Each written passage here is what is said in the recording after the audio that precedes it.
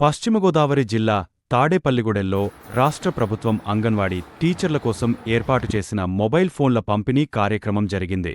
ఈ సందర్భంగా ఆయన అంగన్వాడీ టీచర్లకు మొబైల్ ఫోన్లను అందజేశారు.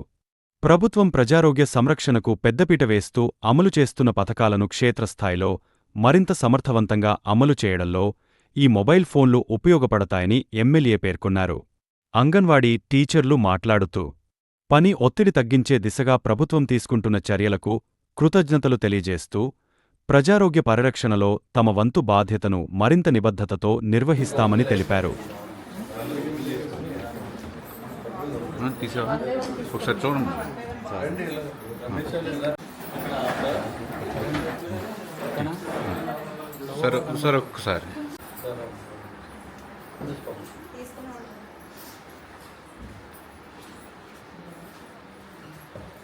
సార్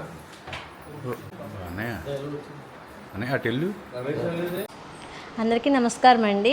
మాకు ఇప్పటి వరకు అంగన్వాడీ నుంచి ఫోన్తో చాలా ఇబ్బంది పడేవాళ్ళం, నెట్వర్క్ సరిగ్గా లేకుండా. ఇప్పుడు మాత్రం కూటమి ప్రభుత్వం మా కష్టాలన్నీ విని మాకు 5G మొబైల్ ఇచ్చారండి. అలాగే మన ఎమ్మెల్యే గారి చేతుల మీద మా అందరికీ ఇచ్చారు. మన గౌరవనీయ ఎమ్మెల్యే గారు బొలిశెట్టి శ్రీనివాస్ గారికి, మన కూటమి ప్రభుత్వం వారికి అందరికీ ధన్యవాదాలు తెలుపుకుంటున్నామండి. థ్యాంక్ యూ అండి. అందరికీ నమస్కారం అండి.